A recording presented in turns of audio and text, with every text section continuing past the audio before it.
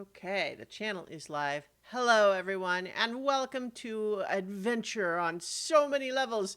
We're going to play Apocalypse Keys. Apocalypse keys. Bum, bum, bum. Du, du, du. I am But the, Christian. Oh, go ahead. I was about to say, but the apocalypse hasn't happened this time Yet. yet. Yes, it was interrupted. Apocalypse interrupted. I'm Christiana Ellis, and I am the keeper of the doors. Our players tonight, Millie Katie as Lady Dana. Hello. I said that slightly weird, and I'm not sure why. But, oh, and then I got to make sure my air conditioning turns off. Lots of little miscellaneous difficulties, which we'll get into in a moment.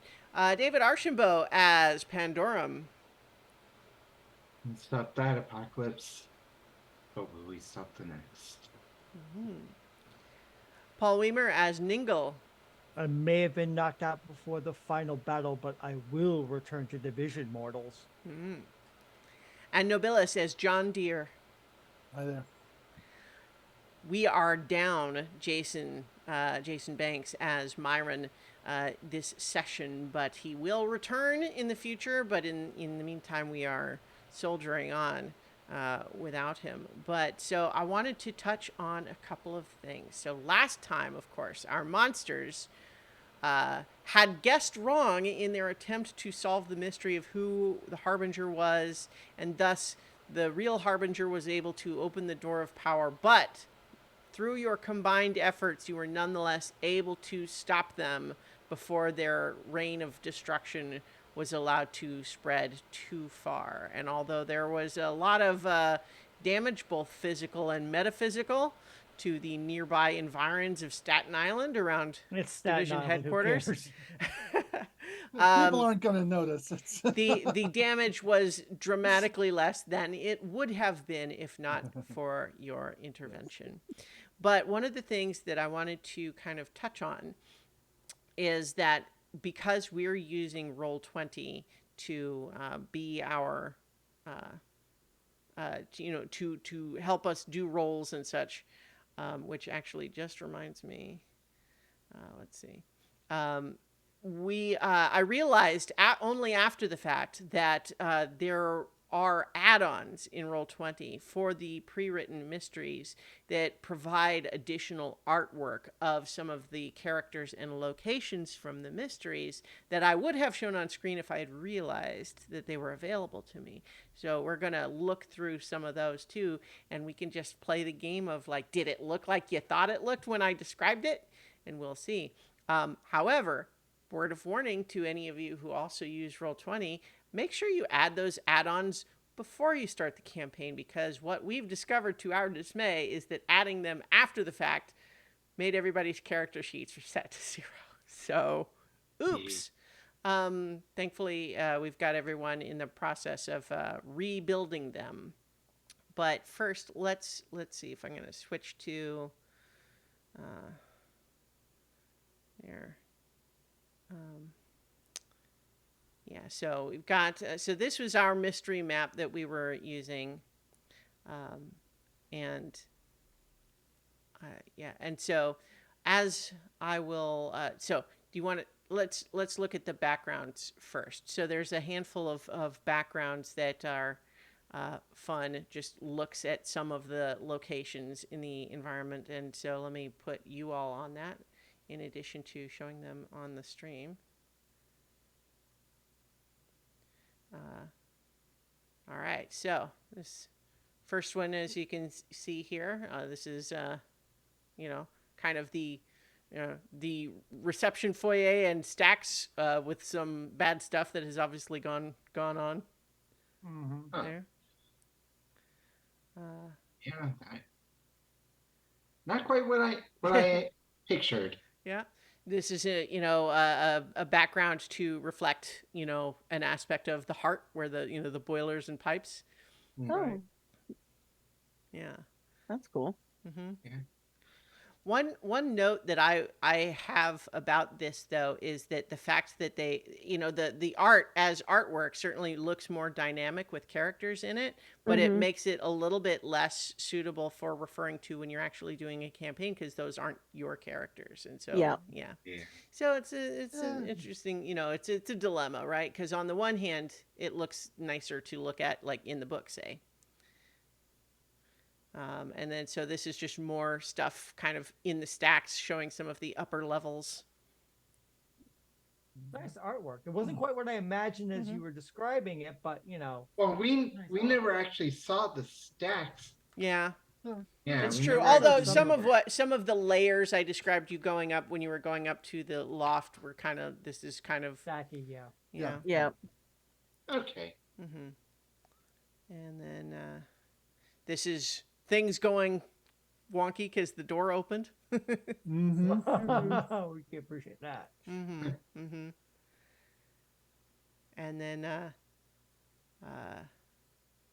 And then I think this is just a a less, a muted version of one of the backgrounds that you might put other things over. Mhm. I could see something like this being the background for the, kind of the stream overall. Mm-hmm. Yeah. Neutral background. Right. And so there is also a page for the characters from the oh, they're all back on GM layer again. Oh no, never mind. So here on this version of that you're looking at here, this is everything revealed, but it is in a very handy way. This page starts with all of them except Marcus, who's the initial contact, on the GM layer, and so they can be revealed one at a time as you meet them. But so you can see that we've got our various NPCs here. Marcus Finch, your initial contact, one of the librarian constructs. Jen Fable, as she might have appeared if you caught her before she opened the door of the door of power. And then the hungry worm, formless amnesis between, and shade of what was, which we ended up just having be kind of these monsters generated from the Oh, the paper lion? yeah Yeah, the Oh. tigers. yeah. In another playthrough, that might have been an NPC you interacted with in a different way. But it's the nature of this game that it's not going to always play out the same way, right? It depends Right. on what's happening. So, but that's those are some of the characters. So I don't know, any thoughts on those? Any notes about my descriptive talents? I think that's in line with what we experienced. Not necessarily, oh, that's the way I saw it. But, Sure. Yeah. Yeah. it's not. I don't feel there's any cognitive dissonance or Mhm. I mean, Hungry Worm is very close to what was in my brain. Yeah. Well, Of course, a bunch of worms in a vague shape of a human is kind of hard to be too far off from. And I'm sure this part of the episode is extra exciting for those who listen just in audio, but it's just, I guess, another just a reminder that we do these. We stream them live on Twitch and then port the VOD over to YouTube for anyone who wants to check out our other episodes that way. But in the meantime, everyone is rebuilding their character sheets. But on that note, Paul, you were talking to some of us offline, off the stream after last week, about kind of your character build and some of the feelings you were having about that. Do you want to talk about that a little bit? I do. I kind of picked the playbook because I had an idea for the character and didn't really grok what the playbook means as what the character is. So I've invented Ningle as this emissary, this herald, this demigod sort of creature. And so of course I thought it must be the Fallen. Obviously, it just makes perfect sense. But as I've been playing Ningle the last couple sessions and looking at his powers and looking at what a Fallen is expected and wanting to do versus what I actually was doing in game, there was a big disconnect between those two. The Fallen is supposed to be a person of a creature of lies, guile, cunning, evil charisma.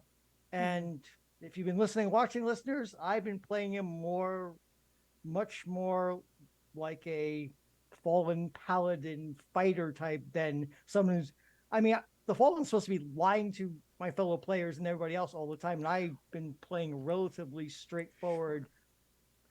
I mean, moody and introspective, but not trying to manipulate everybody else on puppet strings.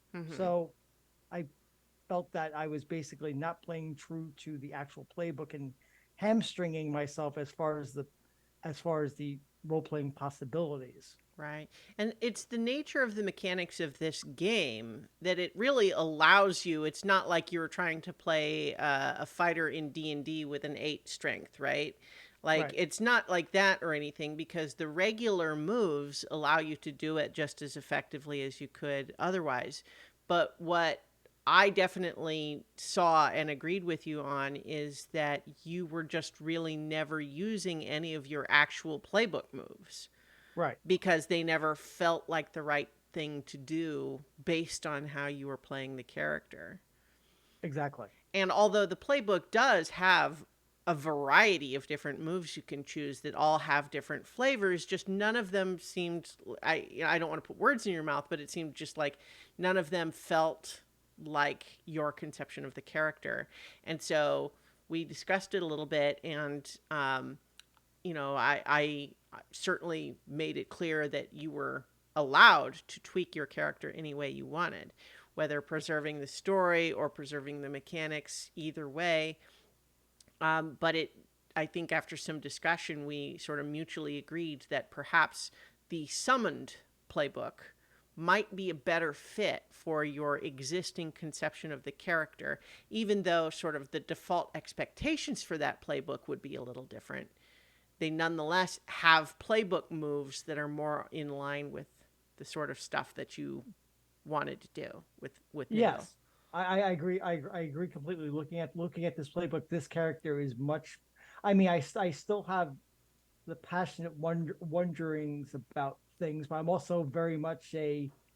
I mean, the basic move is sometimes I get angry, and we saw me get angry. Yeah. But now I actually have a move for it. I Well, can actually use it. The fun mechanic of it, for anyone who didn't look it up, is basically just that anytime you're attacking something in anger, you just automatically take 3 darkness tokens when you do it.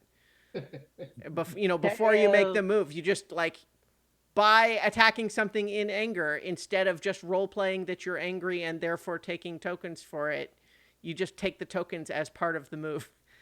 Wow. Attacking is the role playing that you're getting tokens for, essentially. So that's one of them. Did you decide what other moves you were picking? Yes, my basic playbook move is come on tough guy, which is going up against colossal and otherworthy opponents, and basically saying like, hey, don't fight them, fight me. I'm your target, and I get to do some cool things on that roll. I took the ruin move, none stand before me, which is kind of dark, but Ningle was the herald of a goddess once upon a time, so I may not use that often, but he can basically kill vulnerable NPCs, but it costs some ruin. Now, as of last time, I had gotten enough ruin for a ruin event, so I took another ruin move called Humanity Was a Dream, which basically has me revealing my heart and kind of tying in with my own dark destiny and their destiny. So that kind of goes back to the whole Ningle's desire for his future and his path. So I felt that really fit really well as well. Nice. So on that basis, then, do you feel like you've got your updated character sheet all settled? I do. I am settled and ready. Okay. So I think we're going to begin still kind of in the aftermath of everything, the big fight. When we sort of summed up last time, I described some of, the aftermath things, but I think I want to see like a little montage of what everybody's up to when it is still, there's a lot of kind of chaos and destruction on the streets. Like there's division agents are starting to come out of headquarters to try to figure out what's going on and collect the things that got spewed all over Staten Island because of the inversion of the parasitic library. So let's just get a little montage of what everyone's doing. Well, John, having a special relationship with the archive, is definitely on duty, helping to collect and reorganize and repair and undo the direct damage in the archive, and having the ability to conjure up machines to scan and organize would be quite helpful to that endeavor. So yeah, there's lots of featureless black machines chugging away in various parts, doing everything from patching holes in the walls to assembling books on shelves and things like that. Very nice. Ningle took a while to get back to Division because if you remember, listeners and watchers, he kind of got thrown almost into orbit and crashed somewhere. I'm going to just use my New York persona and say he must have crashed somewhere in Jersey. Well, Jersey is Mordor. Exactly. One does not walk into Jersey, but evidently one does drop into it. Hey, it's the only state you have to pay to get out of. Indeed. Oh, do you have to spend eagles? No. So all like the bridges and major highways tolls that have Or tolls. Are all tolls, yeah.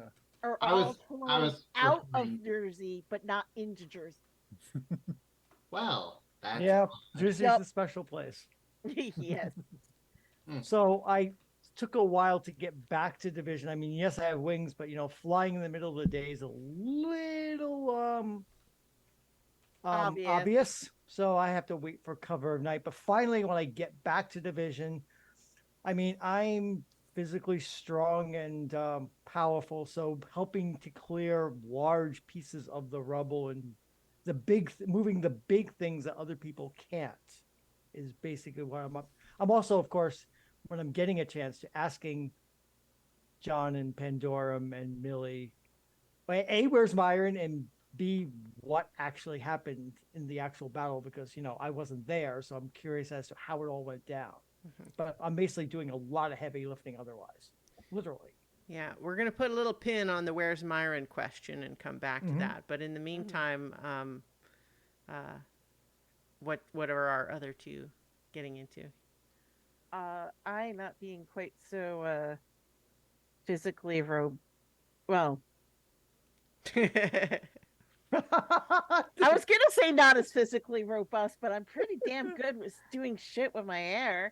But I'm actually going to start kind of check in on people like Leighton particular, because probably a little bit freaked out. And I want to make sure they're okay.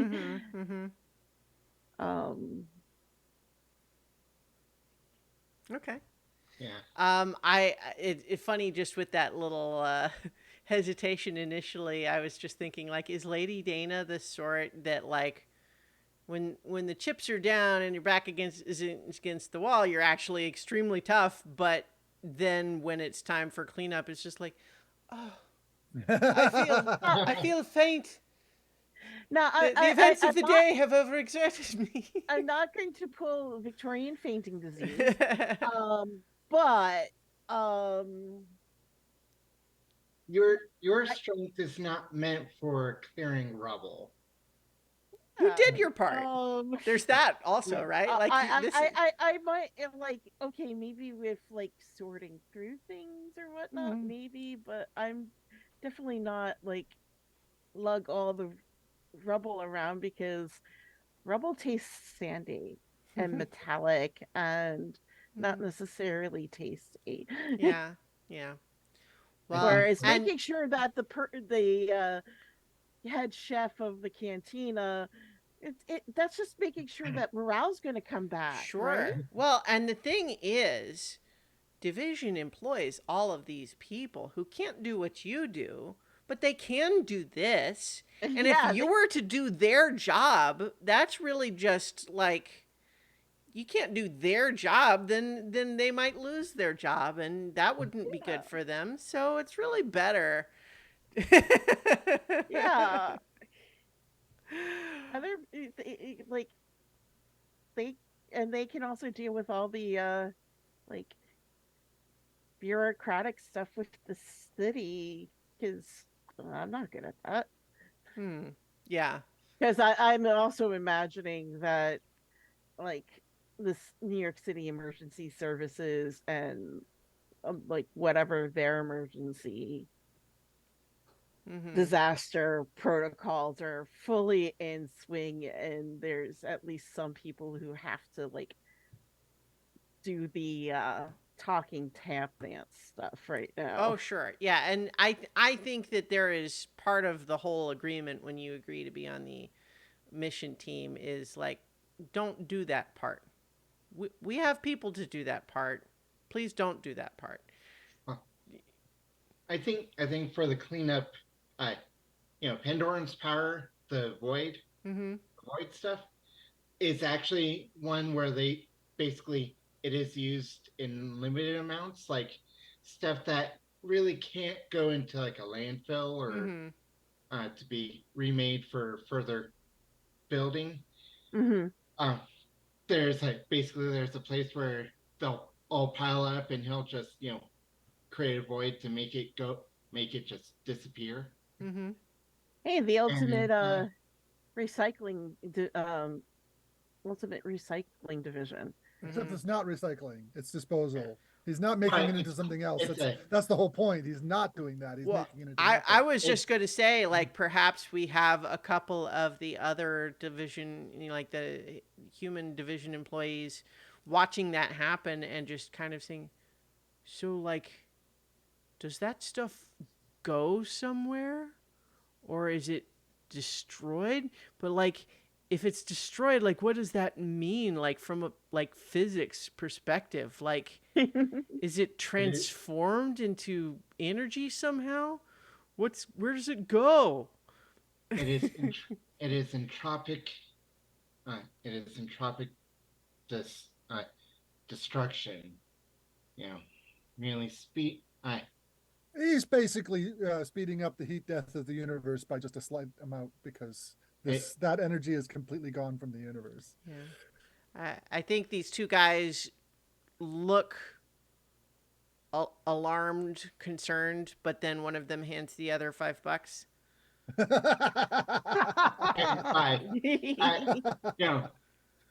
If they stick around, Pandorum will just start going on about something that memory that starts creeping in from the time before that. It's like the people that created me did this big thing, and telling about a massive project they did that was supposed to extend the life of the universe and just bring keep the universe young, and even if the people leave, he'll keep kind of mumbling it and just kind of just like as Lokenson just voiding it away and just kind of lost in a reverie. Sure. I don't want to go too far on this tangent, but I literally just today finished watching an anime where that was a principal element of the plot. The idea of attempting to combat entropy and the various means they might do that. And that anime some people might know is Madoka Magica. Ah, yeah. So I won't say any more than that, but I did just finish watching that this morning. Anyway, And I kind of love. Oh, sorry. Go ahead. do you have? Would you have any idea how much ruin I had Um, previously?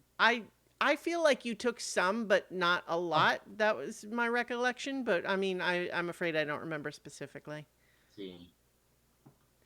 Oh, But I want to just say, like, I do actually kind of love, very much in keeping with your whole your character's whole deal, that the void spells are essentially just like a way of, converting whatever it is just directly to the most, uh, you know, uh, non-useful variety of energy in exactly the way that entropy functions. It's just like instant entropy. I think that's very cool, actually. I mean, like in real life, I'm not sure I would approve, but Yeah. I mean, Well, accelerating I the mean, death of the on- universe. Yeah. on the scale of of the of the universe and how well, much right, yeah, like material maybe it makes the heat death of the universe take place just that much faster, but it is also really handy right now. oh yeah, So, and I imagine as part of the uh part of the arguments on whether or not Pandoran's power would be actually used for that. There's at least uh you know an hour of physicists going back and forth on, well, it's going to shorten the lifespan of the universe by how much? It can't be that much, and blah blah blah blah blah. And then and uh and after that, the person who's actually in charge of making the decision, monitoring that, it's like, let's just let him do it. Yeah. Let's just well, leave so I think what happens is that like their supervisor sees them having this argument instead of working, and then basically just says, "Do you know how many different ways the universe is more likely to end before we even get to that point? Get back to work." I mean, like, I'm referring to when in the like office when they're making the decision Okay, well, sure. on whether or not Pandorum. Okay, but what I'm saying is that their supervisor for these two guys, yeah, so yes, you're right. Obviously, no one's telling you not to use your powers. What I'm saying is these two guys that are having this conversation instead of working get told by their supervisor, Get back to work. get back to work. There are way more ways that the universe is going to more likely to end before we get to the heat death of the universe. So anyway, but speaking of Myron, though, I think it's worth recognizing, A, that Jason's not here, but also B, that Myron, as part of your whole adventure last time, actually was forced to sacrifice his own memory, an important one, that being his memory of the moment where he decided that he was going to help Division. And in the aftermath, in the chaos that followed the destruction of the defeat of the Harbinger, absent the memory of like, wait, why did I decide to do that again? Myron decided to kind of wander off and has not been seen since. So, Kind of makes sense. yeah. And they did mention that they didn't know why they were here, if I recall correctly. Yeah. So it's like, maybe at some point we should go looking for him, but let's make sure that Staten Island isn't going to collapse further in on itself. At least more than usual. Yeah, nominal level of collapse. So, one other thing that happens before you're all just back into normal tidying up mode is that, John, you receive a text on your tablet saying, you've got you've done the bulk of the work, but there's one last piece that is needed for Gin Fable. Okay. Lay it on me. I'm ready. And essentially you are directed to a certain spot, and there you find what looks like sort of the physical remains, such as they are, Uh-huh. of the Harbinger as they fell. But Okay. Well, you know, physical remains are not generally my well, I know. I'm just okay. saying. I'm saying So I'm looking around for a shade. that's what the next thing I was going to say was. But yes. So, but there is in, sort of the physical remains don't really even resemble much in Yeah. the sense of what they were before, but you do see somewhat nearby a shade in the form of a woman in an old-fashioned 80s style suit with a division badge, kind of standing around and looking a little confused. She sees you and just says, I was doing something. Mm-hmm. Well, you're not doing it anymore. Please, if you would, follow me. Hold out my hand. She approaches and she takes your hand and just says, "Where are we going?" To your destination. It's the next world. This one's done with you, and now it's time for the next one. Let's go. And kind of one-handed, I've done this 1,000 times before. Mm-hmm. Call up you know what? I'll give her the. I mean, this is not just any Joe Schmo. This is the shade of a harbinger. Mm-hmm. We'll head down to the garage and get into my pale chariot, and which takes the form of a rather egregiously styled sports car. Think of the smoothest looking Batmobile ever, Mm-hmm. only it's completely black. Yeah, I was just And gonna say that the car it's black, right? Yeah. oh yeah, it's Well, it's silhouette black. It's well, featureless flat matte black. what I was going to ask is if maybe it was white with the black windows or vice versa. If we're imagining the comic book of it. Yeah, well, the aesthetic that I have adopted that it is absolutely silhouette black. Mm-hmm. The printer is told this is all just ink. um, but I suppose that when he opens the door, the interior is white. Mm. So the door inside almost has that walk into the light aspect to it. So he opens the door for her and says, "Have a seat. We'll be there shortly. It's not far." Yeah, she sits, but as you go to close the door, she just looks up and says, "I was looking for something. Did I find it?" Yes, you did. Well, close the door, go around the other side, hop in, All right. drive off. Yeah. And so, I suppose the camera does not see where you go. No. Is there would there be any sort of sign of transition, like a flash, like a off-camera Just flash disappears into the darkness. Yeah.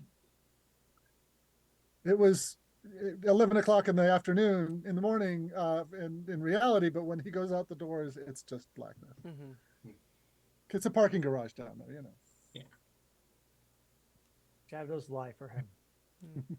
And one thing to note for Pandorum is that he doesn't go to look to see if he doesn't seek out any signs of who might may or may not be still in existence because of the library. Mm-hmm. He seems like you might not want to know. Mm. Can I do um a reveal your heart move with Jenna Fable Mm-hmm. on the way to it? I'm Absolutely. not gonna I'm not gonna spend any darkness tokens. Okay. I don't actually have any at the moment, but I just want to roll, um, uh, uh, because I know from personal experience that just because you're dead and going into death's bureaucracy doesn't mean that your existence comes to an end. Hmm. So I think it's a reasonable thing to do. Oh, absolutely. Um, I'm all about this. All right. what was that? What was that? It came up as a 7, 7. which is Yeah. one So short of a. yeah. So that is something interrupts and undermines the moment. Yeah. So I imagine that the Well, what was it that? conversation we have is uh, Yeah. What was it that you think you were gearing up to um, say? I was going to say um, that to kind of explain that because she seems confused about what she was actually doing. Mm-hmm. So I was going to say, you're reaching for the ultimate power that you knew of. I don't know what your purpose was in reaching for it, but it was threatening to destroy all of existence, and so we had to stop you. Um, but I just wanted to tell her that I sympathized with that drive, and that it's one that I see on a fairly regular basis among my colleagues who are so, as a player aside, accumulating ruin like it's somehow Mm-hmm. the good thing, and that um, you know Mm-hmm. So, what do you think interrupts or undermines the moment? I mean, I think normally um, during this process, there's not a lot of things that could interrupt you usually. well, I can think of only one thing, and that is death Mm-hmm. sending me a message saying, "Don't take the long route, John." Mm-hmm. Mm. Well, I think they say not only, don't take the long route, but saying there may be a problem uh, left over from uh, from All right. from the Well, then rest of, I shall. so keep an eye out for unquiet spirits resulting from your recent escapades. Right. So I will. I drop her off at the entrance to Death's bureaucracy. We haven't decided what that is, um, but I'm gonna to modify a bit of um,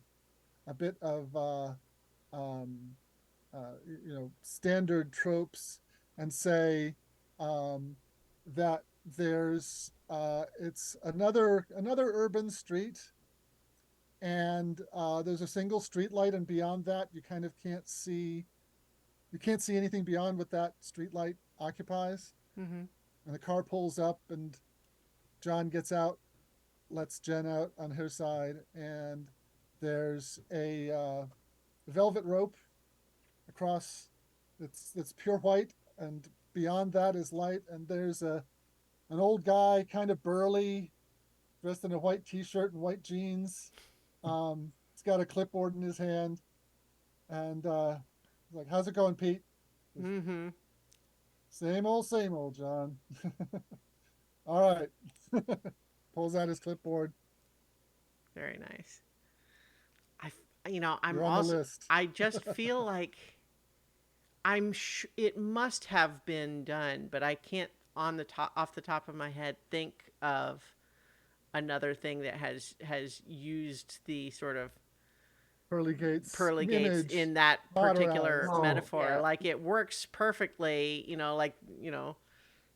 it, the metaphor is very clean, but I can't think Yeah. of another example where that's the way it was used. That's very neat. Okay, so in any case, you're heading on back, and I think, um, you're kind of putting stuff together. Division is getting its act together. It was understandably taking a fair amount because one of the things that you're sort of discovering is that the aftermath of what happened to the parasitic library when you destroyed the Harbinger is that it essentially had the extraplanar interdimensional abstract entity version of the dry heaves. Oh. And Oh, there is a lot of what it ate everywhere. And that has taken all sorts of different forms. But much of it kind of has to be decoded. And so there is a general sense that probably all of the information that it took might now be recovered, maybe, but you're going to have to figure it out because there's also now a lot of other stuff, and you're kind of having to like sort through and re-archive it. And in any case, it takes a while before things are sufficiently organized for Sarge to show up to debrief you, so to speak. And it's been a few weeks, so if you don't all recall, Sarge is kind of the head of the group responsible for choosing teams to go on missions in this way. In particular, missions that feature Omen class monsters as, mission team members. And so you are all kind of notified to report to one of the briefing rooms, to be debriefed. Otherwise known as just how much trouble are we in? yeah. Well, like I think though since we established that although this group had not previously been gone on a mission in this particular combination before, you'd all been on missions before. It wasn't anybody's first. Right. And so I think that the debriefing is part of the thing. Like no matter how well or badly it goes, it's still part of it. It's still a question of how much trouble we're well, in. Separate of that. It is certainly a place where you're going to get asked questions about how it happened and what went down and perhaps what the hell you were thinking and what on earth did you expect to happen and that sort of thing. But I think in this circumstance, Sarge looks like, tired, but not maybe as angry as you would have expected. Just a little bit like, has been up all night, but is otherwise, is a little disheveled. The suit is kind of like the tie's been loosened and the jacket's not buttoned, that sort of look. And so they just say, so I'm not giving anyone too hard a time with this particular debrief because memory stuff's a bitch. And frankly, all things considered, I think we did okay. It could have been a lot worse. That said, we lost some people. That's not nothing. And it's also an open question where Myron ran off to. Anyone have thoughts on that?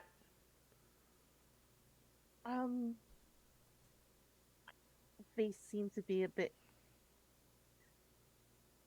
confused, I think might be a good way of putting it at the end. Like, remembered us, but didn't quite remember what all was going on. So maybe they're just trying to digest whatever, if they ate something bad. I think part of the investigation caused Myron to lose a portion of his memory that made his connection to Division less solid. Mm-hmm. So the big question here, and I hope that we have established enough of a relationship that I can trust you with honesty in your answer to this.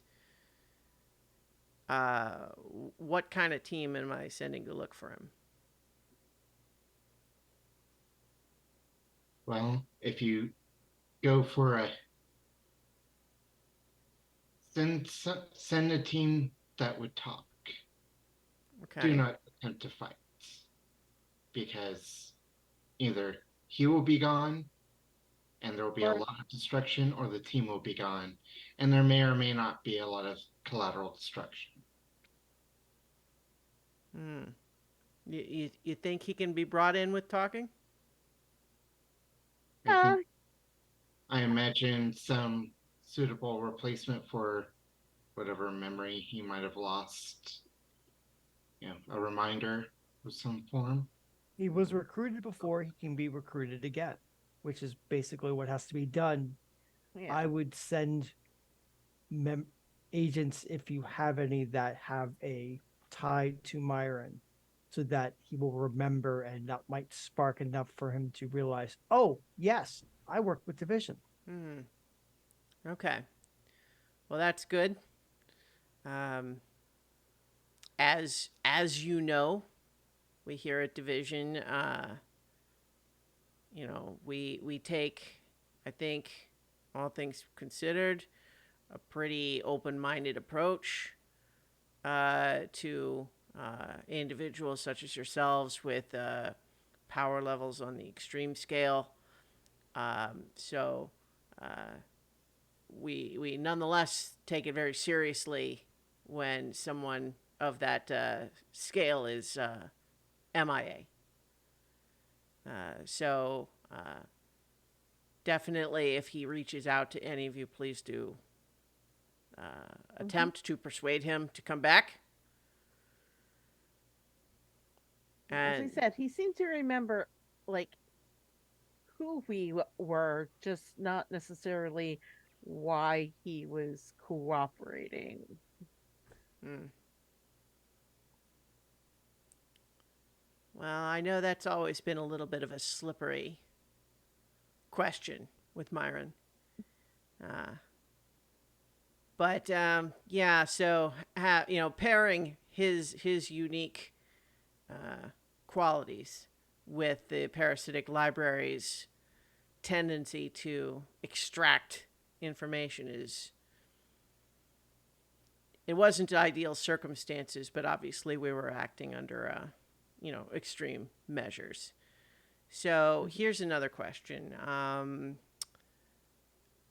Marcus Finch, how do you do?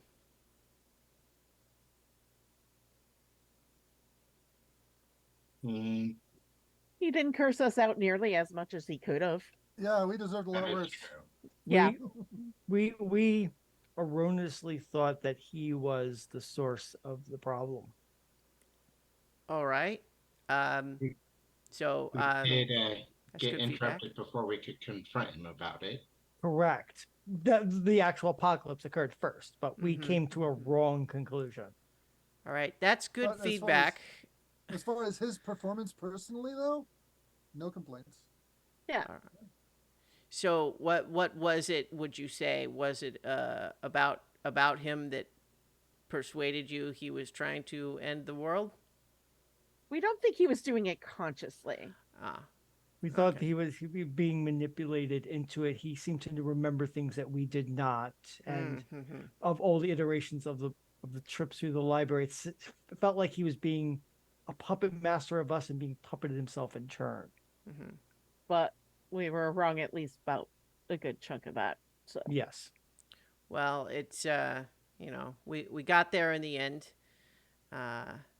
Obviously, we like to keep things contained when we can, but let me on that note, I want you to know that I have your backs in that regard. There are certainly some folks on the board who are not happy with the level of containment breach on this mission, but I want you to know that I've got your backs in that particular conversation.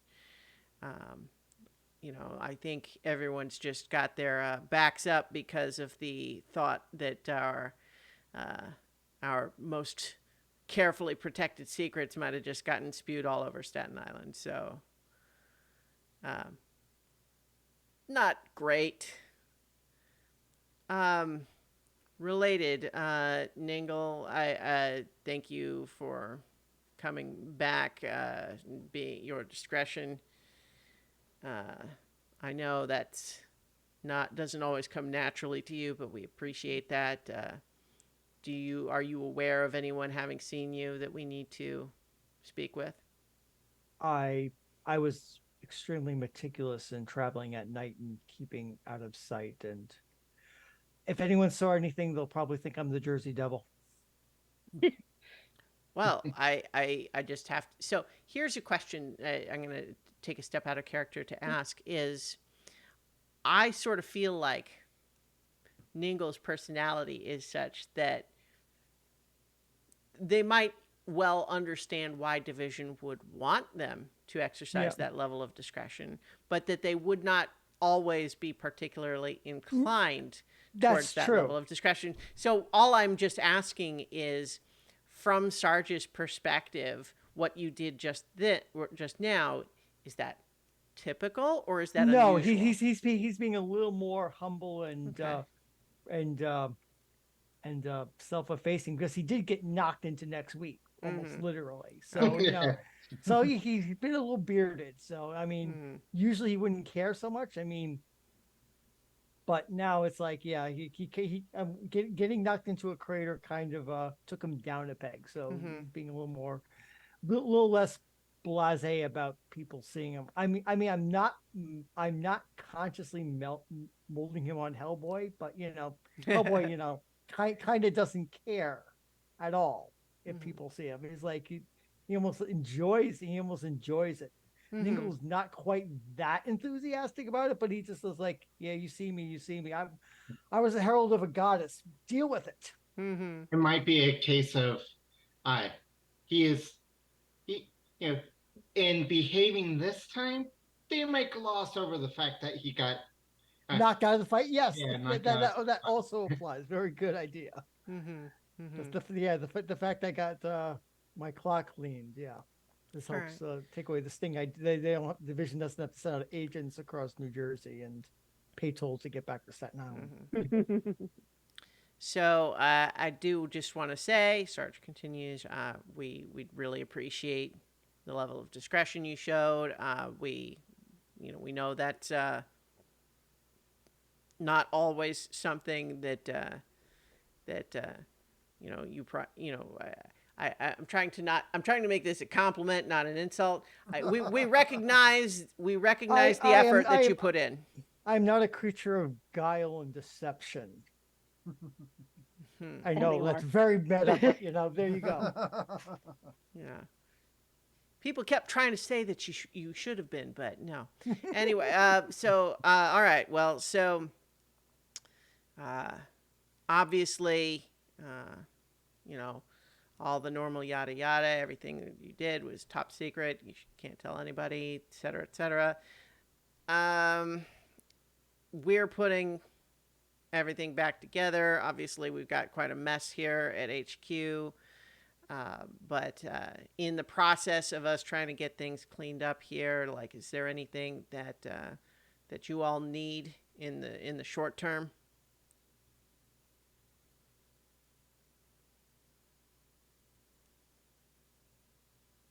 I think I might show that Pandorum is wondering something, but not wanting to speak of it, and kind of looks vaguely upset about what it is, but Okay. All right. I think Sarge gives you a little bit of a look that maybe means that she's noticed, but she doesn't say anything else. But so Did how is Johann? Mingle asks suddenly. well, like a lot of personnel that got swept up when the door opened, he's a little traumatized. You know, it's a pretty extreme experience for a lot of our personnel. Um, he said something about having a great big face made of paper somehow. Oh. He said something about filing cabinets. Um, you know, we've got our psychology department. You know, talking through him and making sure he, you know, if he needs to talk through that some more. But he seems like he's doing all right. I mean, you know, he's here. He's doing the work. At least he lived. Yes. Yeah.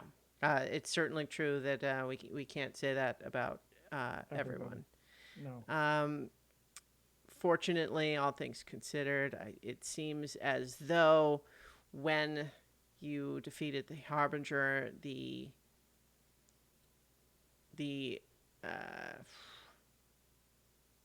exegesis, is that the right word?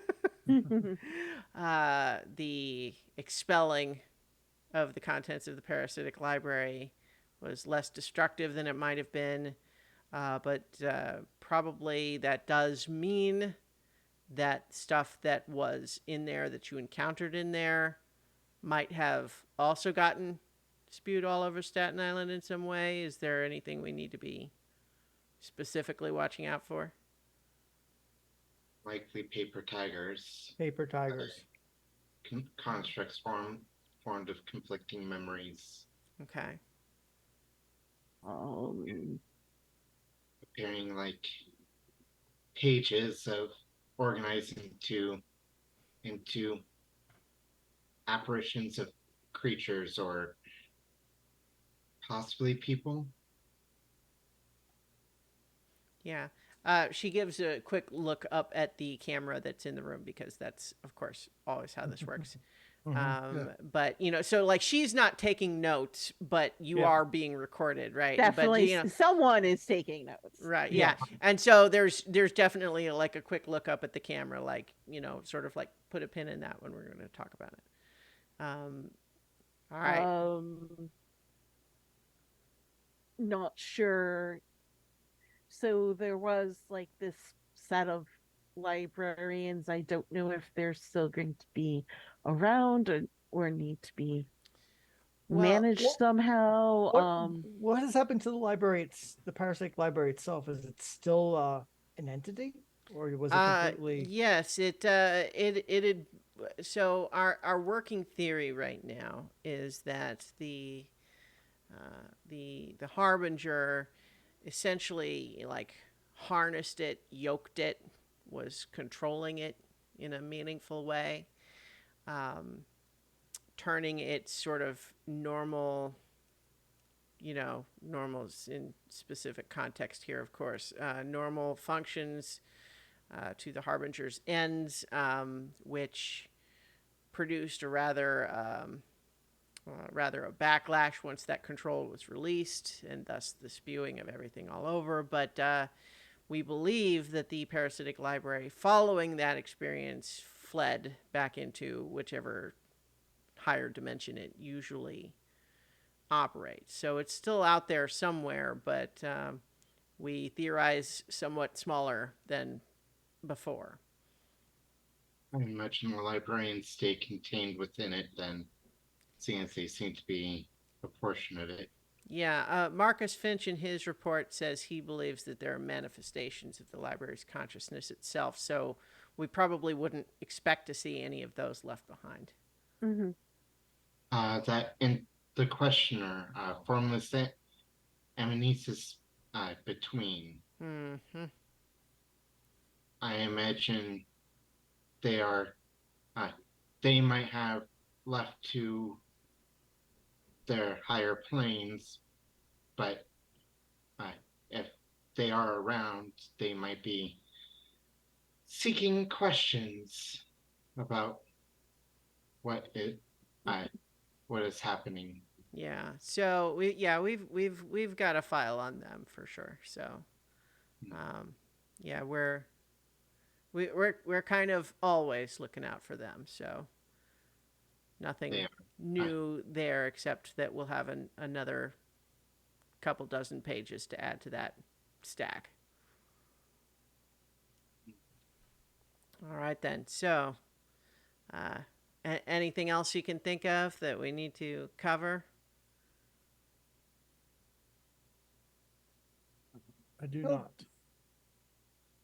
What I don't think so. personnel was lost due to this? Well, we're still putting together the list just because we do have a lot of people missing that might still turn up. But let's see. Well, I mean, I can show you the list of missing. That you know, some might turn up, but we do certainly have a couple of casualties, and they show you a list, and one of them is Juliet Martin. I and we'll point to Juliet's namesake. Confirmed. Yeah. So we found her. We're not sure exactly what happened, but yeah, we found her in one of the closets, and she seemed to have suffered some kind of a psychic injury that you know, unfortunately couldn't be resuscitated. She fell into the library's heart, and I did not save her. Is that something you want to talk about?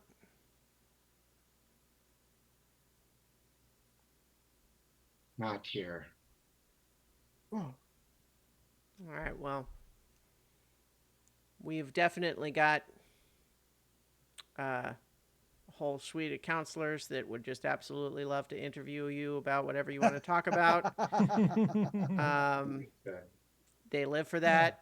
However, if you want to keep that in a more one-on-one, obviously, you know, it's kind of up to you. I mean, obviously we care about losing personnel. I don't necessarily like to hear didn't save her, but I know that this is a dangerous situation you're dealing with a lot. This is a dangerous line of work that we're in. Can't save I will everybody. avail myself of some available service. All right. And so, yeah, so I think unless there's anything else, she releases you from the debrief, and you can kind of, you're free to do as you like, which could include helping more with the recovery efforts, or just going back to whatever your own sort of space is, or basically doing whatever you want to do, while the rest of division is, you know, continuing to clean up. So you've got a lot of stuff where like a lot of the hallways have just kind of like sort of slimy mucus covered books like strewn into the corners, and then there are places where like there are rooms where all of the walls and floors and ceiling have been coated like with pages that have just gibberish on them, and a lot of that sort of you know, furniture, you know, strewn around rooms and that sort of thing. So a lot of that cleanup is being done, but you are all at your own liberty.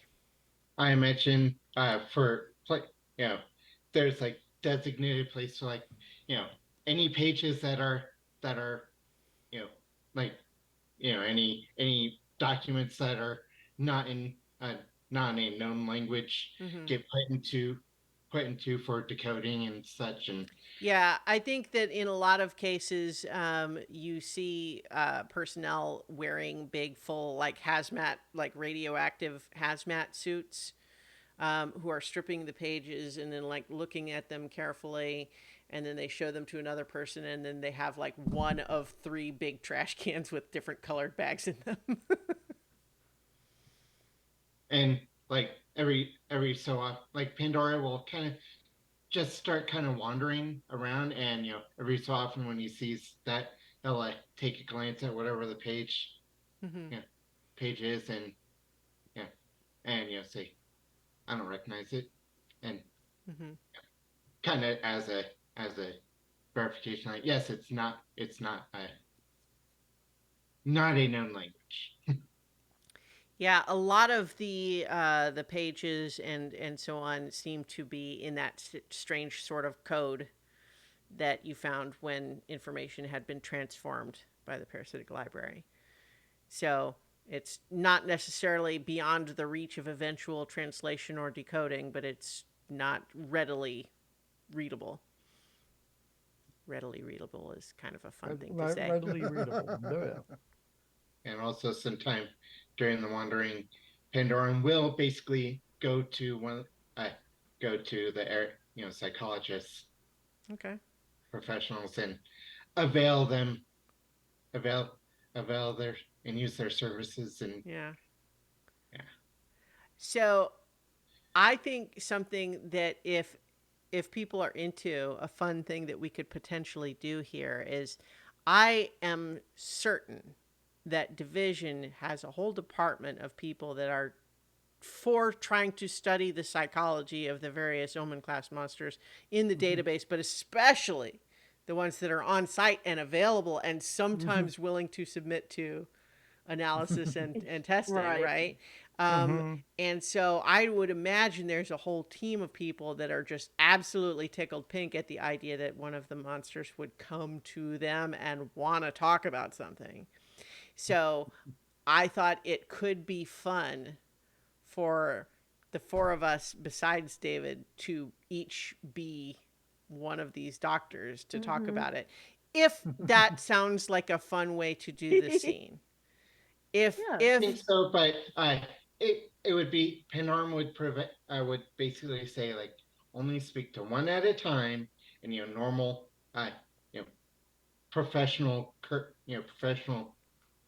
okay. privacy Well, will I, be I think expected. maybe instead of having 4 separate scenes, then Yeah. we can probably Well, like each of you could come up with a question, okay, or yeah, we can Yeah, have it be yeah, like a yeah, yeah. that's kind of Yeah, a I fun think way more to do of a it. montage. Yeah. We're going to do thinking Right. the montage of us Right. each talking to you individually, Sure. although the camera's just showing us Yeah. sending them rapid fire at you, even though Mhm. it's really a longer drawn out process. Yeah. Yeah. And this certainly is an example of something that if you wanted, you'd be doing, reveal your heart move as part of this, right?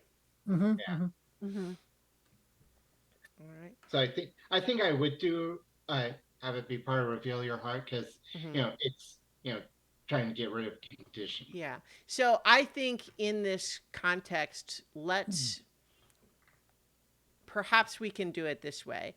We'll have you do the move, and then based on sort of the result of it, we can kind of try to play Yep. the scene that way.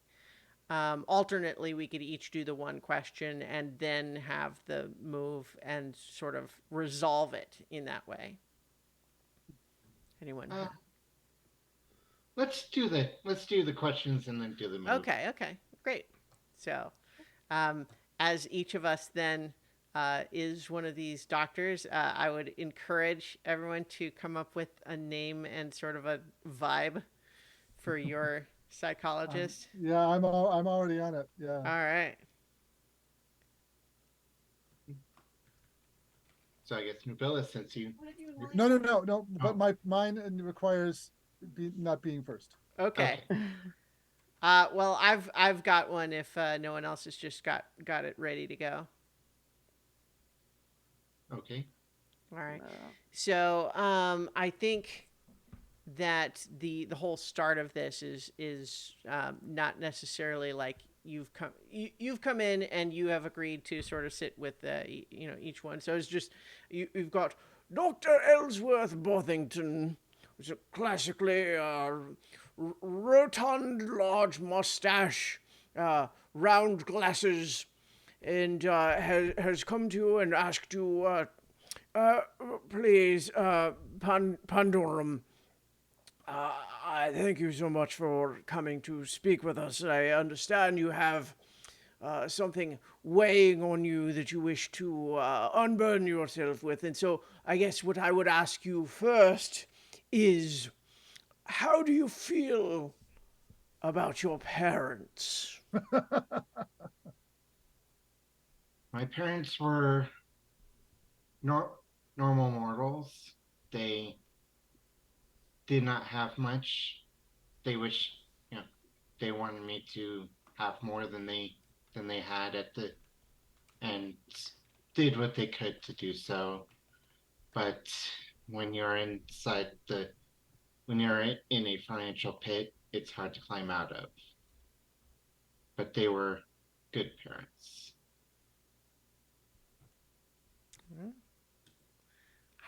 I have what Dr. Ellsworth Brothington's follow-ups would be, but we're in a montage of one question each. So. Um,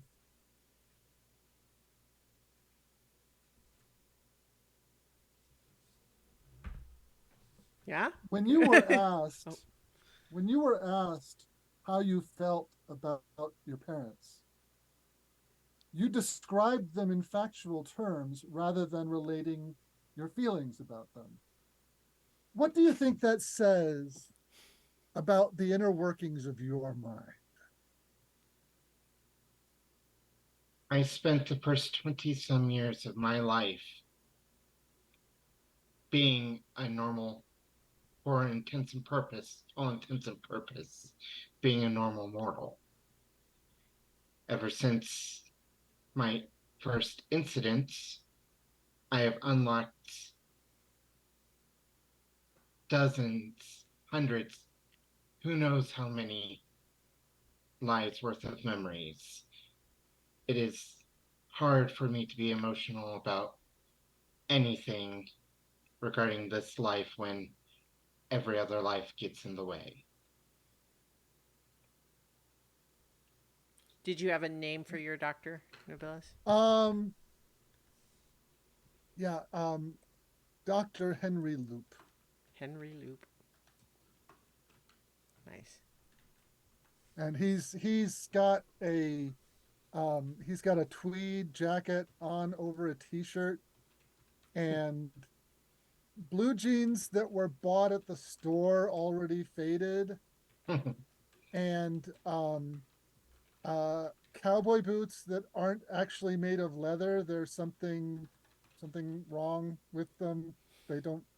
They're cut like cowboy boots, but they're not actual. There's something weird going on with there. And he wears his wristwatch up around his forearm rather than around his wrist. All right. Kind of going for a Dr. Jacoby from Twin Peaks vibe without actually copying Dr. Jacoby. I was gonna say no 3D glasses. I cosplayed him once. Nice.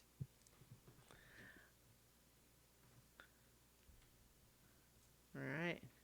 Cool. Paul, Millie? Yep. I was changing something based on what Nobilis did to to resuit it. So Dr. Roger Goldsmith. He's a excited young academic, former student of the Torah. He like bursts with energy and enthusiasm, and he's almost like starstruck when they get a chance to talk to Pandorum. I want to know if any of you have these former lives that are surfacing in your mind. I want to know how you feel about the earliest ones, the ones that go back as far as you can dig into your complicated, I understand, multi-dimensional history. And how do you feel about those lives and what those incarnations did versus and how they affect what you are today?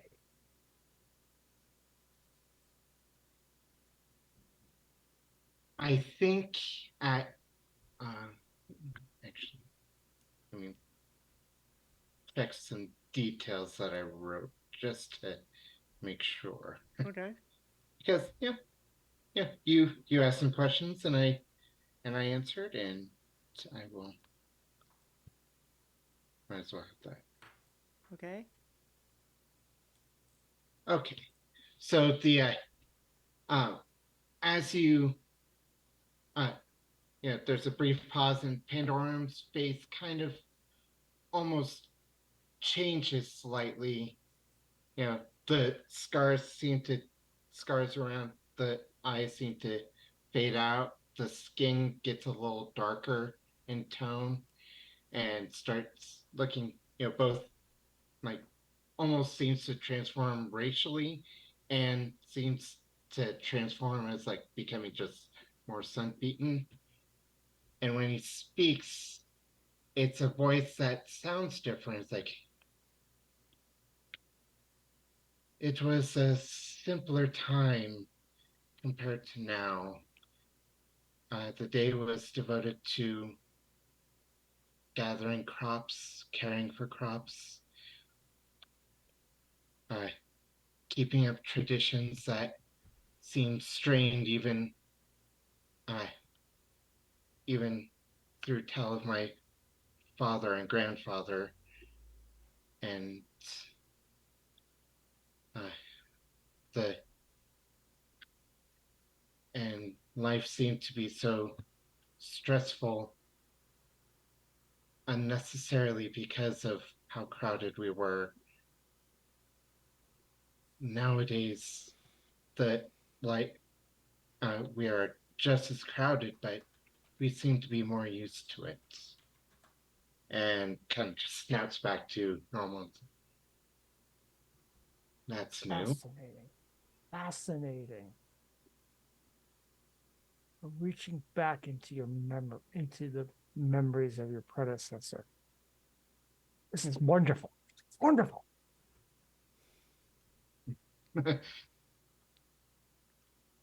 Okay. Millie? All right. So I'm going to go with a female psychiatrist by the Mm-hmm. name of Sarah Sutton. Um, hmm.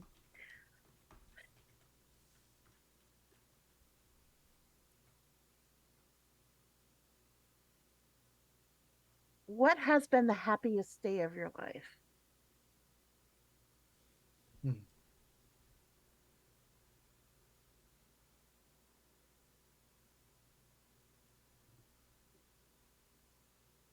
It had to have been 13th, my 13th birthday. I didn't know what I didn't know what my parents would get for me. It was something that was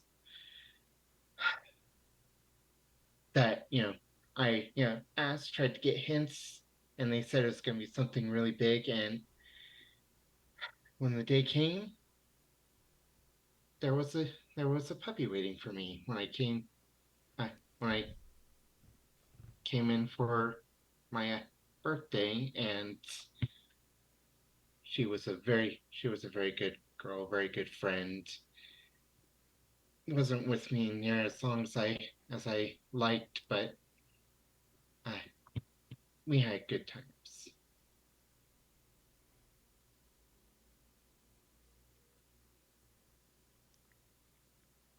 All right. So, with the montage complete, I would like you, before you do the move, to get into a little bit of like, it's one thing to sort of reveal your heart in response to direct questions, but you also had initiated that you were wanting to talk to someone. So, maybe start with a little bit of that before you actually roll the move. Like, what do you mean? What do So you the mean? move, reveal your heart, is you're basically sharing something. I'm saying you were the one that said that Pandorum wanted to talk to somebody. So what I'm suggesting right now is it's one thing for them to ask you questions and for you to answer, but you were the one that initiated that you had something you wanted to talk about. So what I was suggesting is that you do that a little bit before you make the move, unless you just wanted to say, I'm going to show up for a session and then just answer whatever they ask. I think kind of, kind of as after each question, there's kind of a flash to Pandorum Mhm. talking about, you know, how he felt about about, um, uh, Juliet Martin, Mhm. and how that's the reason he made the decision to not save her, and Mhm. just like kind of Okay. cut between So if we talking were about watching this, we would sort of suggest that you're answering these questions, but maybe what you're really thinking about is that moment. yeah, Okay. yeah, All right.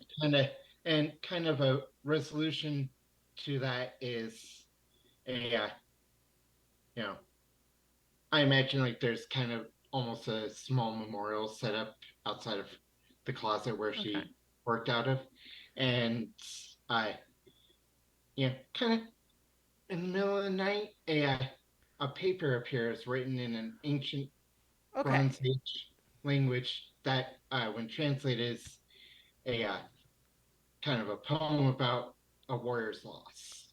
All right. So I think that's great. It's a little different than what I was asking though. Oh, oh, I love that. I'm glad we have that. But I thought you wanted to do the reveal your heart move, which is specifically Pandorum with another character talking about the exact thing that's bothering you. Because yes, it's specifically a move that has the other character being an opportunity to do something as well, right? So it's like it's a conversational move. okay. I guess I didn't have someone I was wanting to do it to Okay, well, do the move with. that's fine. That's why what I was saying is they have all of these people that are wanting to ask you questions. But if Pandorum actually wanted to talk about it, the thing that is actually bothering them, I'm giving you the opportunity for Pandorum to do that, unless what you're saying is that actually Pandorum does not open up about that, in which case I think we don't do the move because that's what the move is. I mean, okay. I guess. Do you follow me? Like, I mean, the move, if you read the move, is when you reveal your heart and try to sincerely connect to someone. So I'm not saying you can't do that or that you have to do that with these division psychologists. But I thought that's what you wanted to Well, do. I'm thinking that the person as part of this person you really wants to talk to no longer exists. No Well, longer. okay. Well, but so no, I think that's great, but that's a different thing than what we set up here because you had said you wanted to go talk to the psychologists, right? I mean, I'm okay. Look, all right. So reframe. All of that happened. It didn't work for you. You didn't feel comfortable opening up to the psychologists. They're glad to have your time, but it obviously didn't do what you were looking for. So instead, you have showed up to this little memorial, right? Are you saying something to her? Are you like, I mean, like, I okay. So every time that that she was, one of the things that she was always trying to get were, like, stories, poem, mm-hmm, tales, like, just, and Pandoran just never thought about how, or never just didn't want to take the time to write the stuff down. You know, remembering the actual writing style mm-hmm, is always difficult, and so he just, and kind of as a an apology. He Mhm. actually, kind of stands there, writes it out, and someone who might be going by would hear him actually speaking the words Okay. and to her, and be like, and that Danny says, "I'm sorry, I could not get this. I did not see the value in giving this to you in life. Maybe I'll have John see if he can deliver this to you in death, and I'll put down the memorial." Okay. Yeah, that's great. That's definitely kind of what. So, with that, would you like to make the move? Yes. All right. So, for the record, everyone can role play whatever they want. You does not have to be a move. But if you want to make the move, we have to make sure we're satisfying the requirements of the move. That's all. All right. But this is great. So, reveal your Perfect. heart, and you got a perfect hit, which is great. So, on that, your heart reaches theirs, or at least it feels that way for you. You're going to choose one from the list. They are not a PC, so they don't choose one also, but you can choose any of those that you like. I will clear a condition. Okay, great. Okay. Which condition do you clear? Merciless. That's the only condition I had, I Okay. believe. Well, I'm not questioning. I'm just you cleared a condition. I just wanted to know the detail. Yep. Okay, great. So, what are our other monsters getting up to? Um, well, if you had something, Millie, go ahead. Well, as I had said, I wanted to like check in on Leighton and make sure that Mm-hmm. they're doing okay. Yeah. Because I probably freaked them out just a little bit, Mm-hmm. and I don't want the person who like actually is interested in feeding me weird shit, Mm-hmm. um, to like be afraid of me or anything like that. Mm-hmm. So Yeah. So let's set the scene here. You're going to the cafeteria where you know that they're likely to be on duty, or yeah, I'm gonna go to the cafeteria, see if they're okay. there, Mm-hmm. um, and like first of all, I guess check to see if they're willing to talk to me. Yeah. So I think yeah. Because they might not be. So I think what happens is that you go there, and right now, just because there's a little bit of a, this, there's a little bit of an all hands on deck. People are doing, not their usual stuff necessarily because the cleanup's still taking Yeah. place. Instead of the regular hot service, they've got they're putting out the little like grab and go boxes with just like simple little sandwiches and apples and stuff like that. And that's what, for people to just come and grab something really quick. And so you see that like behind the counter, he's assembling a number of those. And then when he sees you, there's a little bit of a eyes go wide, and just a little bit of a just like a momentary surprise reaction, but then kind of a, Okay. oh, hey, Lady Dana, how are you doing after all that? I'm doing all right. I just want to make sure you're okay. Oh, yeah, no, I mean, thanks for asking. It was pretty intense. Uh, Usually I'm not so much on the front lines. So yeah, it was a little scary, but I mean, I was glad that I was glad that you were there. Uh, I, I don't know what might have happened otherwise. You're, as far as you know, you're not suffering any ill effects or anything like that. Well, if I lost any memories, I don't remember. Haha. Okay. I mean, maybe that's not funny. I know that actually that really happened to a bunch of people, so maybe that's not cool. Sorry. I I know it could have been a little odd seeing Well, me, so I wanted to make sure that you're okay with me. yeah, I mean, sure. It's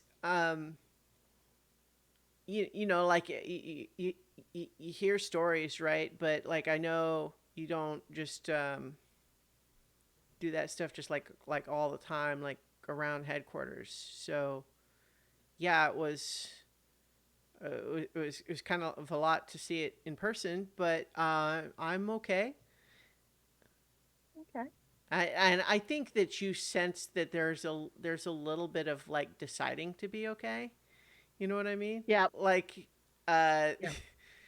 you know, maybe they're, Not um, actually okay, but well, or at the very least, there's a degree of like having to choose the path forward versus, you know, you know, right. like there's a degree to which it is not just telling you what you want to hear, but kind of processing it Mm, actively still, right. right? And the Okay. fact that you're here asking about them and how they feel about it obviously makes a difference, right?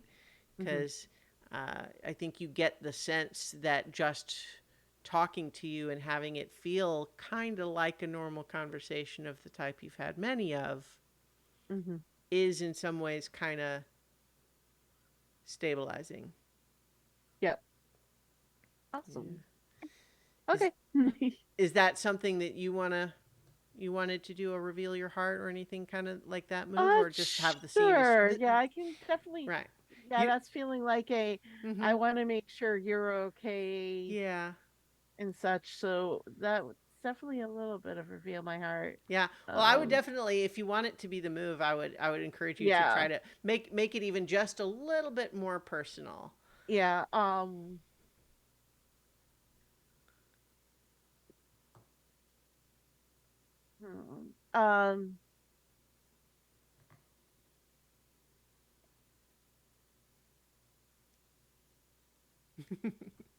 Just trying to figure out like.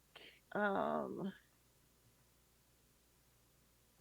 I can. I actually just watched the episode yesterday, so I could remind you of some reasons why you did what you did. Yeah. It was like actually kind of thinking it. Like so, I'll add that Mm-hmm. um like division is important to me, and it's my home, and I feel that you're a very vital part of my experience here because Mm-hmm. we can have conversations. You come up with some of the most interesting combinations of food and flavors and textures I have ever come across. So I I um I just wanted to make sure that you're okay and you're okay with me so that um we can continue being friends because Mm-hmm. that's important to me. Yeah. No, that's great. So let's see the move. I do have some darkness I can spend on them.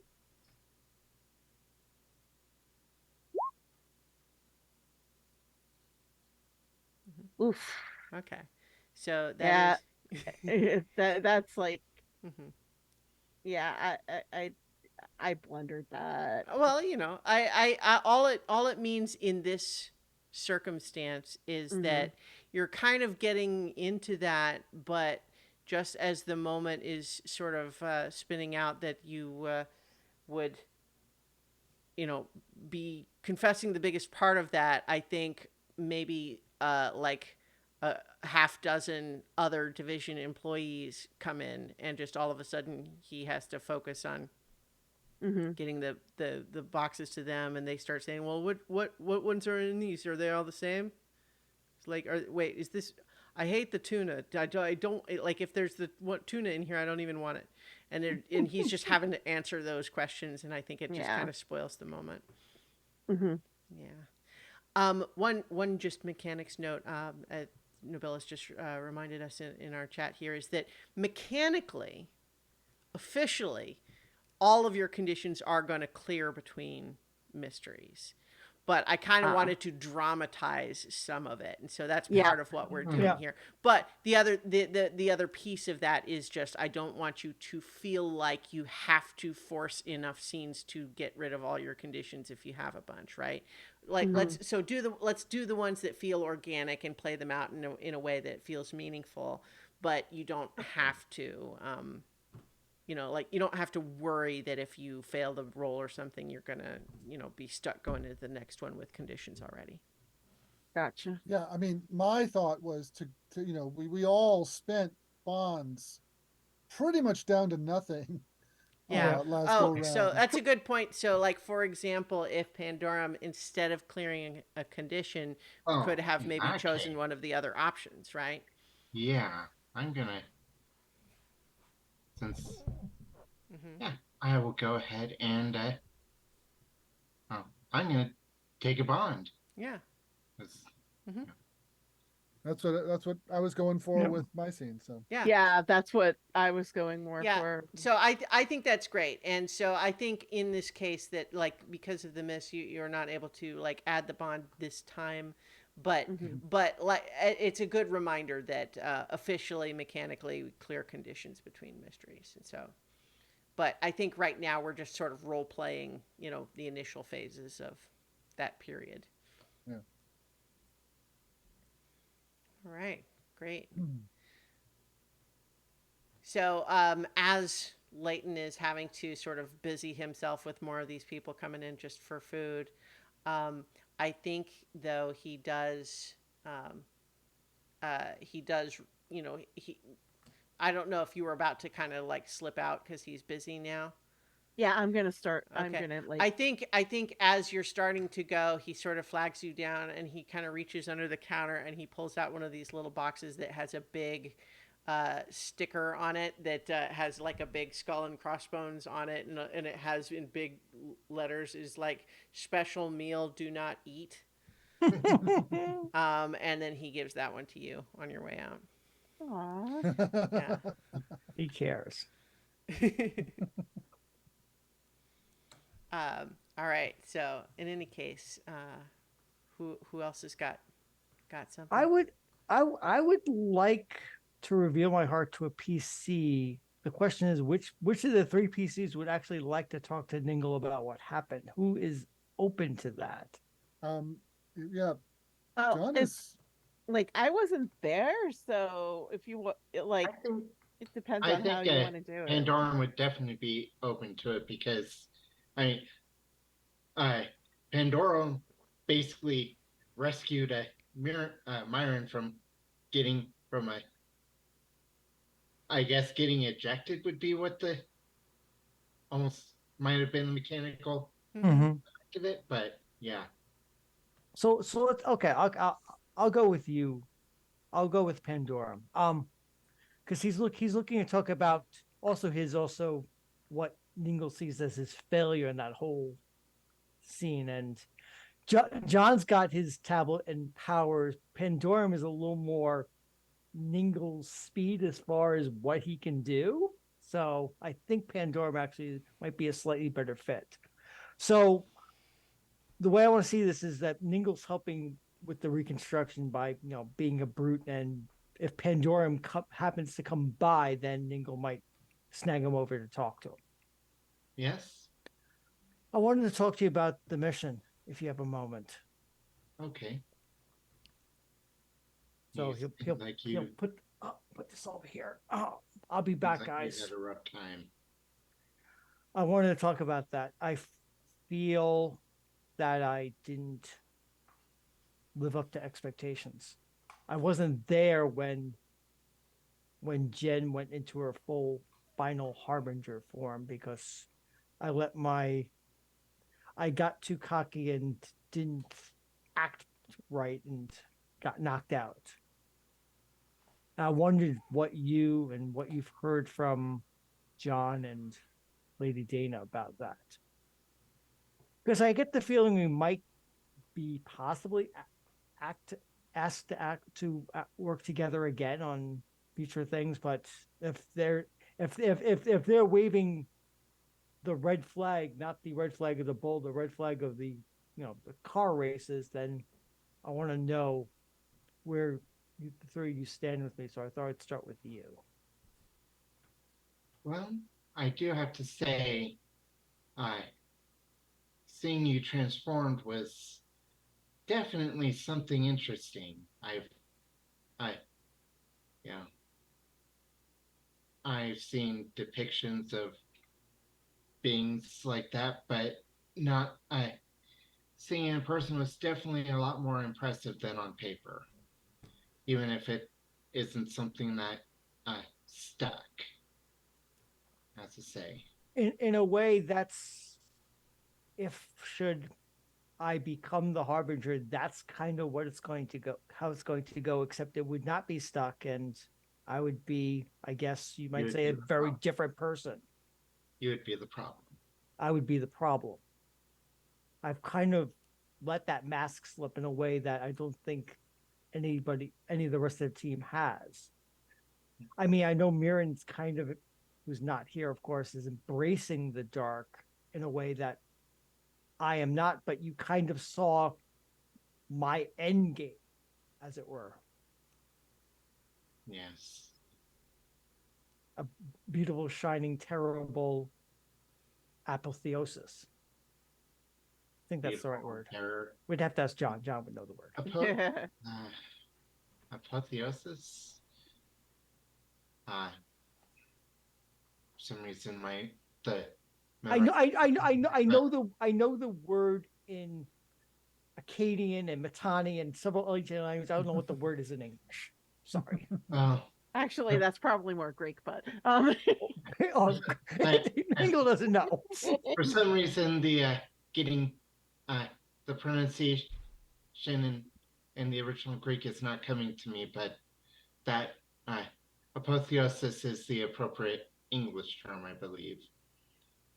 But yeah, I think honestly, from what it seemed like, at least on Lady Dana's part, the did you hear about the form of Jen Fable at the end? Not in full detail. She was very much a melding of human and angelic forms. It looks like a head of rings and eyes and all that, and a body of a person in era appropriate attire. And that is, I think Lady Dana might have seen that as a trial run for you for combating your full darkness form, and whether or not we wind up being that way is, well, something no one can tell. We five are walking weapons. We pretend we're not, but we're walking weapons. I'm still trying to come to the grips with being the walking weapon. I mean, Division wants me to be out of sight and not bold and brash and not exact. You don't see me going across Staten Island in search of a pizza. Division does not want me to do that. Yeah, but though, if it's a comfort, sometimes you seem to be very showy and where you like to be seen. Yes, exactly. Yes, I do. And well, if you think about it, when people are being showing off, some of the best reveals happen when when the appearance of whoever they meet, whoever it is kept secret. Yeah, there is you know a show a show in front of a live audience that has a surprise guest, and it is not announced, but the surprise guest is someone that is beloved, and when it is revealed during the show, uh, everyone who adores that character will love to see it even more. So you can think of your concealing yourself as being a way to make your appearance all the more powerful. Accentuating when I do step from behind the curtain. Yes. You're gathering wisdom from all those past lives, Pandorum, as well as power. Yeah. We're going to need it. Yeah. I have a feeling we're in a cycle of calamities, and this was just the first. Well, I mean, I was born. You were Yeah. exactly. You were born.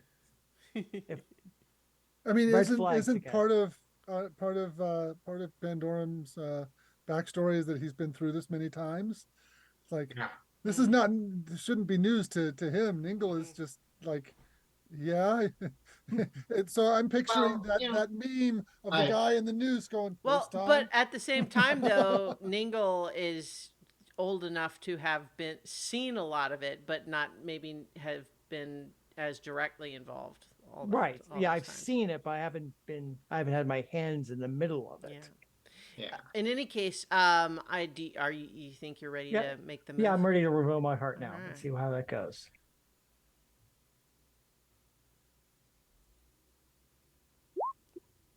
Okay, Oh, got a 9, perfect hit. So Okay, so you can choose one from the Absolutely list. taking your bond. And yeah, I will take the bond because Alright. I just have one bond left and we need these things. Yeah, It well, and then clearly- because it's a perfect hit, if the other person is a PC and they Oh, choose yes. to deepen the connection, they also choose one. Oh yes.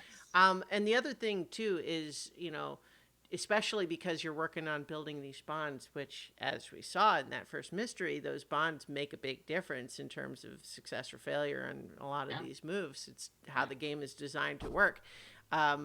Doing this reveal your heart move in several combinations absolutely makes sense. And the price that I will make you pay for getting to do the move is you have to do a little scene for me, Mhm. like my little puppets.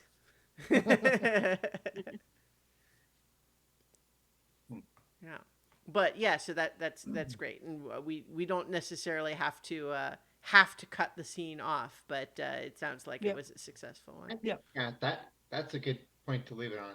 Yeah. And someone who is familiar with a particular live episode of Critical Role Campaign 2 will perhaps recognize the what I was referring to. Ah, It was get trying to remember what episode it was. When they were within the, I believe it's called Within the Nest. Okay, I mean, I don't remember specifically. Someone, I'm just stating that so Sorry. people who are curious can look Sure, it up. sure. Yeah. All right. Great. That was good. I like that. More. Well, John is not going to leave the opportunity to spend some time with Lady Dana aside, not because he has any particular obsession over her, not because there's any, but just because camaraderie between members of the team is an important thing to maintain.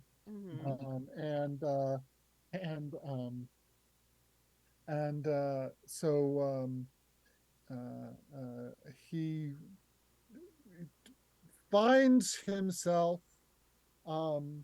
in her presence on a number of occasions, but without really looking awkward or uncomfortable, but just kind of does the nod and acknowledges her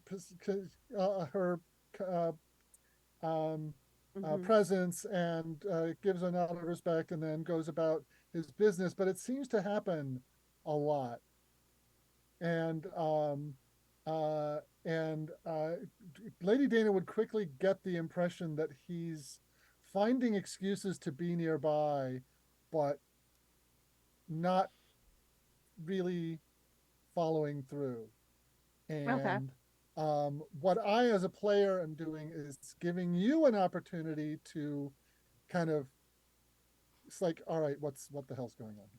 Right. And Okay. uh, uh, unless Lady Dana is perfectly happy having him orbiting her this in this eccentric orbit, um, and never actually interacting. In which case, I'll go on.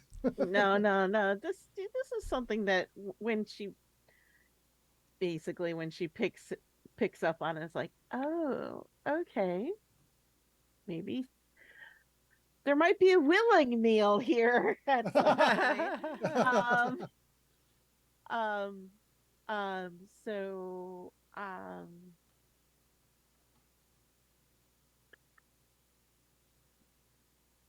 so like the next time John comes, like does the starting to go within the orbit thing. Mm-hmm, mm-hmm. Um, instead of just doing the reciprocal nod thing. Mm-hmm. Like so how are you doing, John? Um, I seem to have weathered the storm that we recently passed through without too much in the way of lasting impacts. Unlike our poor friend Ningle, who's a completely different person. Yes. It's a little it is a little scary how down they seem to be. But I'm a little bit more interested in so what have you been doing since our last Well, since the debrief? as you know, I have something of a close connection with the archives, so I've been helping with the processing and maintenance that's going on. My machinery seems to come in quite handy, and um, they and the head archivist trusts me somewhat. So um, I've been lucky not to be actually roped in as a deputy. That's a little more time consuming than I'm willing to commit to, but so far so good. And yourself? Uh, just been slowly checking through on the people and well, the others that are important to me here. I've Others definitely, important to you? you know, definitely have come to see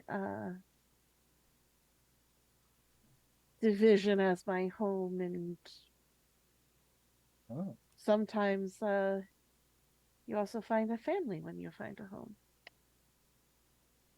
well, I can see that that would be valuable. Um, and John looks just a little unsettled. He's definitely wants to continue the conversation, but doesn't know Mhm. exactly what to say next. Um, uh, and to finally, I generally find my home with books. They're less likely to be judgmental. Though if you go into the Forbidden Archives, you'll get some judgment sometimes. Oh, I tend to find that books can be less complicated than trying to deal with, uh, as you say, judgment. Hmm. I should introduce you to a couple of the books I've found in the Forbidden Archives. I'm hoping that they're still there. Um, what do you say? I sneak you into one of the places that we're not supposed to go. Sure. That Okay. sounds Things are a little chaotic, potentially, so that sounds potentially lovely. because the things are a little chaotic, the wards aren't always what they're supposed to be, and I think you might find some of these things curious, and the what um I think what the way that John is revealing his heart Mhm. is with the remove of here's books I find interesting Yep. as a kind of a mirror for what's going on inside himself, Mhm. to do it at a bit of a remove, um, Yep. and letting Lady Dana kind of make conclusions based on what he points her to. Kind of like, here's 5 movies to Yeah. understand me, and here's, Yep. Uh-huh. that Yep. kind of thing. Yep. And Um, here's a thing I like. Let me see if you will like it too. yeah, yeah, Mhm. yeah. So I'm gonna click. I'm gonna. Can Are you satisfied, my I GM, with yes. what we've done so far? Yes. I am. Oh, Okay. okay. On a disastrous success, you got a 12 there. You have a moment of closeness, but also weakness. Ask each other, how do I scare you at this moment? And after you both answer, you each choose one, which is to tell them how fearful you have become of them on a scale of 0 to 4, and that becomes the number of darkness tokens that they now have. Or you Well, can no. choose to Or gain a bond with what the darkness demands of you. right. Okay. Right. Okay. Oh, I already have good idea Okay. where So that's going to go for at least me. Yeah. so So you do need to answer the questions, though. Yeah. the way you scare me at this moment is by com- understanding and expressing way deeper than I was expecting at all. I put up this mirror to reflect in, and you just saw right through it. And and um and uh I am terrified, and you have 4 darkness tokens. Yeah. Okay. And for me, um, one of my um, You do have one of your moves that's yeah, related to this. yeah, Well, that would normally be if you were making the move, but I will allow it in this case because you guys are kind of sort of doing mutual yeah. Yeah, exchange. mutual. Yeah. Um, so I'm going to, in the process, gaze into my heart's abyss, and it's like basically what one of Lady Dana's big things has been she's been hurt in the past, which is part of the reason why she's even become a monster anyway.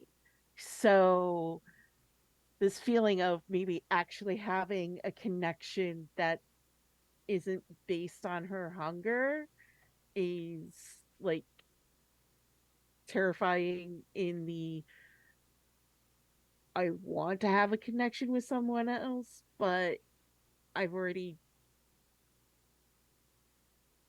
been so deeply hurt that I became a monster to run away from that pain.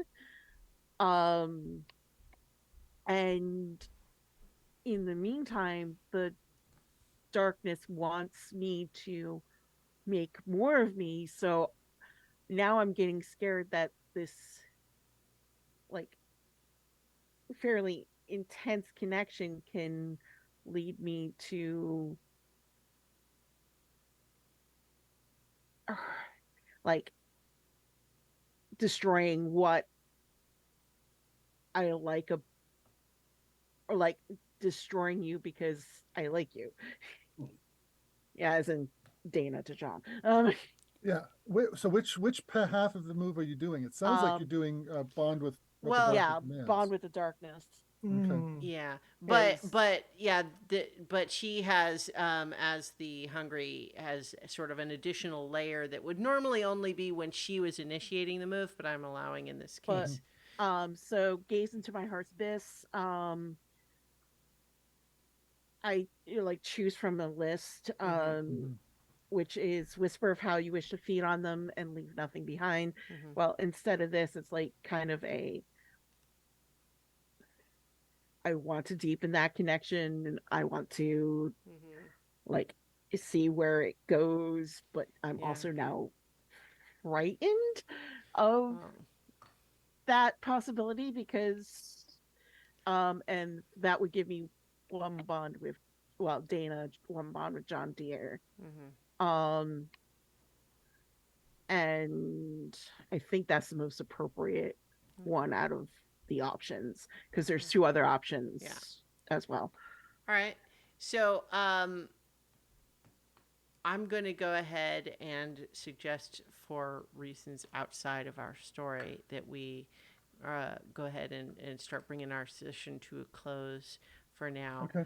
I've got a little dog who Aw. is pressuring me, and so I feel the need to um, uh, comply with his wishes. So I think we're going to go ahead and draw this to a close here. But I think what we will be planning is that when next we have all of our monsters, we will be perhaps doing a little bit more division stuff, but then getting ready to move into a next adventure. So, in the meantime, everyone, thank you for listening and or watching. And of course, to my players, thank you for playing. And we will be back next time for more apocalypses on so many levels. So many levels.